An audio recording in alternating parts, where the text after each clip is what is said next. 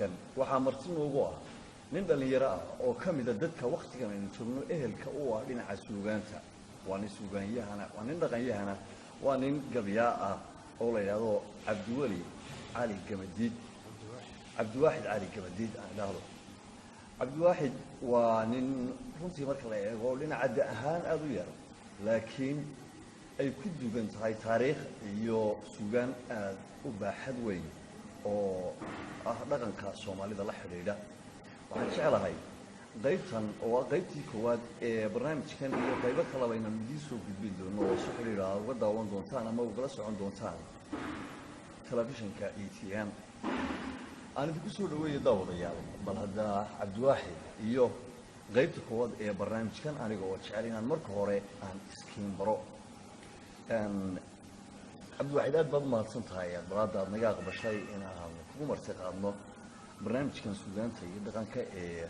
ETN ka baxa bal waxaan jeclahay inaan haddii ilaahay yidhaahdo ama eeba ogolaado aada marka hore bal hadda si kooban taariikhdaada haddaad noogu soo gudbiso bal hadda waktigii aada ku sinaan laga yaabo inaad dee dunida kusoo biirto waxaan ujeedaa waktiga dalatay waayahay xasan maxamed yuusuf horta waad mahadsan tahay idinkuna waa mudantihin sida gobonnimada leh ee sharafka ku jiray marti qaadeen igu marti qaadeen ETN su-aasha haddaan kaaga jawaabo goormaad dunida ku soo biirta waxaad u malaynayaa inaad uga jeedo imsada baad dhalatay dabcan 1982 baan horta dhashay si kale haddaan kugu dhigo habeenada ka mida annagoo fadhina meel maqaaxiyo Hargeysa ku taalla ayaan taariikh dheer ka sheekeeyey dabadna nin shirkii ka mid ah ay wuxuu war taariikhdaad nooga sheekeynaysa intaad leeg tahay way kala weyntay imsadii baad dhalatay dabadna waxaan idhi ninkan waa inaad isu sheegtaa dee qof walba ilaahay cilmi buu geliyey qof walba in cilmigiisa lagu dhagaysto ayaa dee meesha ku jirta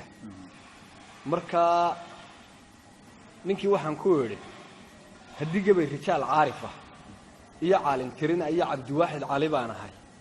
iyo cuurkii gamadida iyo malbadar kolkii la isku cunay ciradii dirirta culuf iyo calaaf maalintii caasha la isgeliyey cartanka iyo mahoobiga markuu ragiso caal waaye caray iyo wirey maalintii dunidu ceerceertay cadkaysa loo abujahal markii ciiska lagu boobay oo warmaha isla warankii markii uu cabaadayay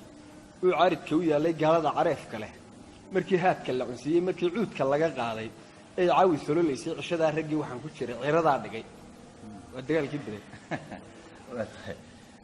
leedahay ninkaas ah haa waayaan ka nimadno in